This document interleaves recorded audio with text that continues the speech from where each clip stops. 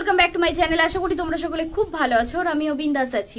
গতকালকে একটা ভিডিও করেছিলাম যেখানে আমি কয়েকটা কালেকশন দেখিয়েছিলাম। দেখো আমার পুঁজিটা কম, আমি প্রথম থেকেই বলেছি, স্বীকার করেছি। আমি প্রত্যেক সপ্তাহে মালপত্র তুলছি, তো এই মঙ্গলবারে যে মালপত্রগুলো তুলেছিলাম সেগুলোই তোমাদের সাথে শেয়ার করেছি। তো তার মধ্যে থেকে যে তোমাদের পছন্দ হয়ে যাবে আমি সত্যিই ভাবতে পারিনি। আর দ্বিতীয় কথা হচ্ছে, আমি তো এখন বিজনেস এই অনলাইনে করতেই চাইনি, কারণ আমি অফলাইনে বিজনেসটাই মানে আমার গ্রামে যে বিজনেসটা করি সেটাই করছি। কারণ আমার কাছে সেই পরিমাণ স্টক নেই যেখান থেকে আমি তোমাদেরকে দেখাবো, সত্যি কথা বলছি। তবে তোমাদের মানে ওই ভিডিওটা আমার পাবলিক হওয়ার পর তোমাদের যে এত পছন্দ হয়ে যাবে, এবং কয়েকজন আমার কিছু কমেন্ট করেছে সেই নিয়েই এই ভিডিওটা। এবং ভিডিওটা সত্যি খুব ইম্পর্টেন্ট, কারণ হচ্ছে তোমাদের মানে মতামতটা আমার কাছে ভীষণ জরুরি।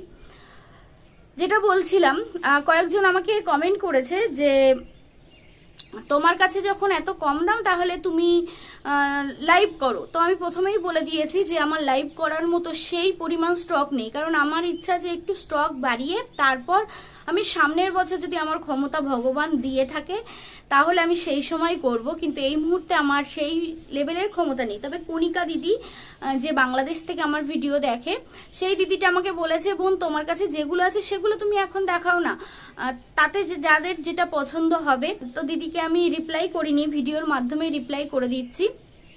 হ্যাঁ, দিদিটার নাম কণিকা দিদিই হবে। আমি যদি ভুল বলে থাকি দিদি অবশ্যই কিন্তু আমাকে ধরিয়ে দিও। তো সেই দিদিটা আমাকে এই কথাটা বলেছে। তারপর যেটা থাকবে সেটা তুমি ওখানে দেখাতেই পারো। তো আমি ভাবলাম যে ঠিক আছে, দেখছি, ভাবছি। তো আমি ভাবছি যে কি করব। আরেকজন বলেছে যে সবাই তো শুরুতে অল্প দিয়েই নামে। হ্যাঁ, তাদের মনে হয়েছে যে আমি কাউকে বলেছি কথাটা। যদি তারা ভেবে থাকে আমি তাকে বলেছি, তাকে কেন, আমি ভিডিওটা পাবলিক করেছি কখন, ওই সন্ধ্যার সময় বোধহয়। তারপরে দেখেছে অন্তত যে মৌ লাইভে এসেছিল, এবং যখন থেকে দেখেছে যে আমাদের পরিবার ম্যাডাম এই বিজনেসে নেমেছে তখন থেকে মৌ এবং হটকারী ম্যাডাম দুজনেই কিন্তু তাদের রাস্তা আলাদা করেছে।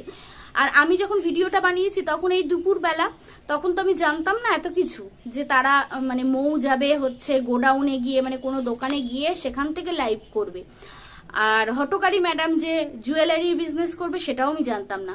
কিন্তু হটকারী ম্যাডাম বলেই দিয়েছে যে সবাই তো শাড়ির বিজনেস করছে, তাহলে তো কম্পিটিশন বেড়ে গেছে এবং সবাই কিনবেও কম। অ্যাকচুয়ালি তো তাই, কত মানুষ কিনতে পারে। তো সেই জন্য সবাই যখন শাড়ি করছে আমি না একটু জুয়েলারি করলাম। আর মৌয়ের ক্ষেত্রে কত স্টক তোলা যায় বুঝতে পেরেছো? একটা তো ইনভেস্ট করতে হয়। এবার ইনভেস্ট যদি ধরো 10,000 করা গেল, তখন সেখানে হয়তো 3,000 বা 5,000 উঠলো, আর বাদবাকি টাকাটা তো থেকে গেল। আবার মানুষের চাহিদা বেড়ে গেল, এই জিনিসগুলো আনো, তো সেক্ষেত্রে আরো মানুষের চাহিদা বেড়ে গেল যে এই জিনিসগুলো, এই শাড়িটা আনো, এই কালারটা আনো। তো সেই জন্য ও কোনো দোকানের সাথে হয়তো কথা বলেছে, তো সেই দোকানে গিয়ে লাইভ করছে এবং সেখান থেকেই শাড়ি দেখাচ্ছে। দোকানদারদের সুবিধা হচ্ছে তার শাড়িগুলো বিক্রি হচ্ছে, আর মৌয়ের সুবিধা হচ্ছে সেখান থেকে সে লাভ্যাংশটা পাচ্ছে। বুঝতে পেরেছো? এইভাবে যে যার দিকে এগিয়ে গেছে।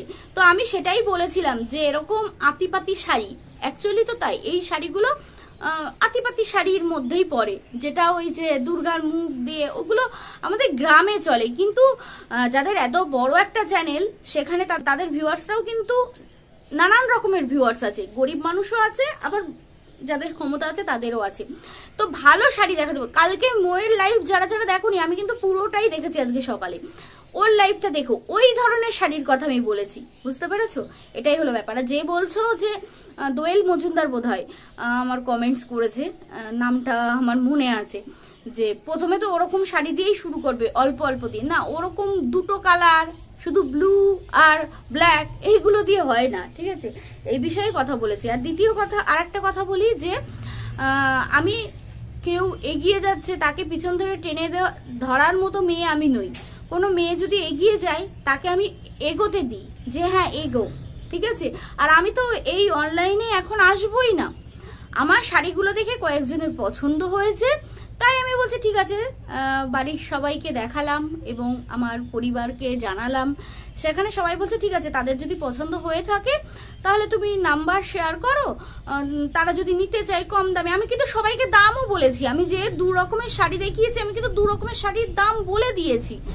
যারা জিজ্ঞাসা করেছো, দেখো এর আগের ভিডিওটা আমি কমেন্টে সবার উত্তর দিয়ে দিয়েছি যে এই দাম, আমার কাছে যেই দাম আমি সেটাই বলেছি। তো আর কোয়ালিটি নিয়ে কোনো কথা হবে না, আমি 1 নম্বর কোয়ালিটি। সেই যে শাড়িগুলো অনেকে ডবল লাভে বিক্রি করছে, আমি অত লাভ রাখতেই চাই না। দেখো লাভ রাখলে আজকে তুমি নেবে, ঠিক আছে, ঠকে যাবে, তুমি অন্য জায়গায় দেখবে যে এত টাকা দাম, এত কম দাম, আর আমার কাছ থেকে ওই দিদি বা বোন এত টাকা নিল। তো পরবর্তীতে তুমি কিন্তু আমার কাছ থেকে নেবে না। আর আমার ব্যবসাটা কিন্তু অফলাইনে, তাহলে আমি 7 বছর ধরে আমার বাপের বাড়ি যাতায়াত করছি, আমার বাবা মারা ওখানে থাকছে, তাহলে আমি যদি বেশি দাম নিই বা ঠকিয়ে জিনিস বিক্রি করি, ঠিক আছে, তাহলে আমার বাবা মাদের ওখানে সবাই অবজেকশন জানাবে না? তোমরাই বলো না। আমি যদি বিশেষ কিছু দাম নিই তাহলে আমার কি অবজেকশন আসবে না? তোমরাই বলো। তো আমি কোয়ালিটির দিক থেকে কোনো কম্প্রোমাইজ করি না। আমার কাছে ওই শাড়িগুলো ছিল যেগুলো অলরেডি আমি গতকালকে আমার বাপের বাড়ি রেখেও এসেছি, তবুও আমি যার কাছ থেকে নিই আমি তার সাথে কথাও বলেছি। তোমাদের যদি তার মধ্যে থেকে পছন্দ হয় অথবা আরও কোনো শাড়ি দেখতে চাও তাহলে অবশ্যই হাত জোর করে বলছি তোমাদের মূল্যবান সময় থেকে আমাকে একটা কমেন্ট করো যে হ্যাঁ বোন বা দিদি বা যে যেভাবেই ডাকো, আমাকে রুম্পা বলে যেভাবেই ডাকো, আমাকে অবশ্যই কমেন্ট করো যে হ্যাঁ আমি তোমার শাড়ি দেখতে চাই। তাহলে আমার মাই লাইফ স্টোরি ব্লগ, দেখো স্ক্রিনে আমার চ্যানেলের নাম আসছে, আমার ডেইলি ব্লগ চ্যানেল। এটা তো কন্ট্রোভার্সি বা এখন নতুন শুরু করেছি, রিসেন্ট ঘটে যাওয়া আমাদের সমাজে বিভিন্ন ঘটনাকে তুলে ধরছি, তাই মাই লাইফ স্টোরি ব্লগ আমার ডেইলি ব্লগ চ্যানেলে মিনি ব্লগের মাধ্যমে, মানে শর্টসের মধ্যে তোমরা ওই শাড়িগুলো পাবে এবং দামও দেওয়া থাকবে। আর আমার হোয়াটসঅ্যাপ নাম্বার আমি এই চ্যানেল ওই চ্যানেল 2 চ্যানেলেই আমি দিয়ে দেব, এবং অনলাইনে কিভাবে পেমেন্ট করতে হবে কিউআর কোডও দিয়ে দেবো। যদি তোমাদের ইচ্ছা থাকে, পুরোটাই তোমাদের ভরসাতে। এবং আমাকে হোয়াটসঅ্যাপে অনেক দিদি বোন আন্টিরা আমাকে পুশ করছে, তুই কর, বা যারা দিদি বলে রেখে দিদি দাও, তুমি দেখাও, অন্তত দেখাও 1টা 2টো 3টে 4টে যে শাড়ি বিক্রি হবে, তো তুমি অফলাইনে যেমন করছো সেই শাড়িগুলোই এখানে দেখাও। তো আমি সেই মনের জোর নিয়ে ভাবলাম যে ঠিক আছে চলো। তবে হ্যাঁ, সবার ঊর্ধ্বে তোমাদের মতামত দরকার, কারণ আমার এখনো মানে সিম তোলা নেই। যে নাম্বারটা আছে সেটা আমার পার্সোনাল নাম্বার, তো এখনো সিম তোলা নেই। আমি যেটাই বিজনেস করব আর কি, সেই সিমটা তোলা নেই। তোমরা যদি ভরসা দাও এই ভিডিওটা করার পরে, তারপরে আমি আমার বরকে বলবো যে হ্যাঁ সিম তোলো।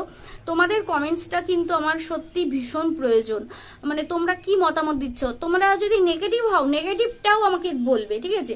আর আমি কিরকম কি দাম রেখেছি আমার এর আগের ভিডিওটা, সেটাতে তোমরা জেনেই যেতে পারবে, মানে এর আগে তার আগের ভিডিও, মানে গতকালকের ভিডিওটাই জেনে যেতেই পারবে।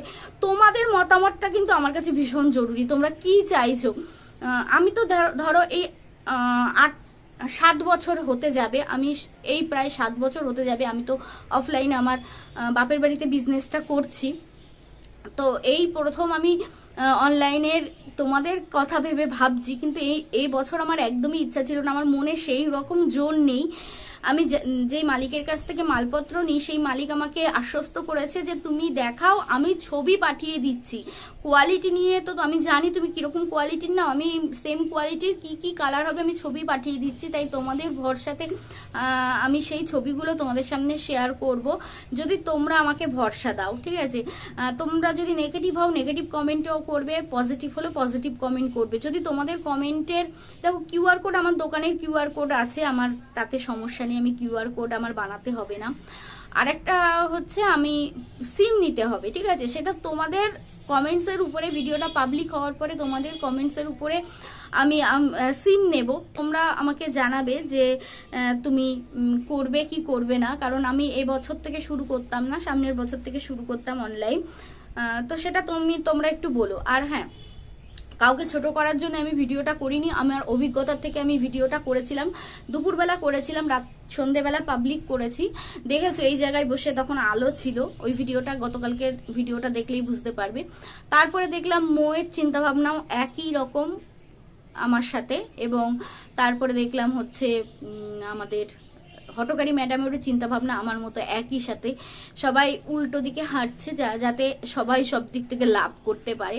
আমার কাছে এটাই কথা যে সবাই যদি শাড়ির বিজনেস করে তাহলে অন্য কিছু কি করে হবে। আমার ভিডিওটার মোটিভ এটাই ছিল। আর শাড়ির বিজনেসে 2-1টা পিস শাড়ির দিয়ে হয় না, বেশি করে স্টক, বিভিন্ন ধরনের স্টক রাখতে হবে। শুধু ওই 250 টাকার শাড়ি রাখলে তো চলবে না, আরো দামি শাড়ি রাখতে হবে। গতকালকে তোমরা মোয়েল লাইভ যারা দেখোনি দেখে আসতে পারো। মোয়েল লাইভের ওই শাড়িগুলোর কথাই আমি বলছিলাম, নানান ভ্যারাইটি রকমের শাড়ি রাখতে হবে, ঠিক আছে, এটাই। আর হ্যাঁ, সবাই কিন্তু আমাকে অবশ্যই কমেন্ট করো যে তোমরা সত্যিই কি শাড়ি মানে কি বলবো আমার কাছ থেকে নিতে চাও, কি আমি এটা করব কি করব না। তোমরা কিন্তু সবাই আমাকে কমেন্ট করে জানাবে যে আমি এটা করব কি করব না, কারণ আমি নিজের দিক থেকে ভরসা পাচ্ছি না। তোমাদের যে কজন আমাকে ভরসা দিচ্ছে সেই কজনের ভরসাতে আমি এই জায়গায় এসে তোমাদের সামনে ভিডিওটা প্রেজেন্ট করলাম। অফলাইনে আমি এতদিন করেছি, কিন্তু অনলাইনে এই প্রথম।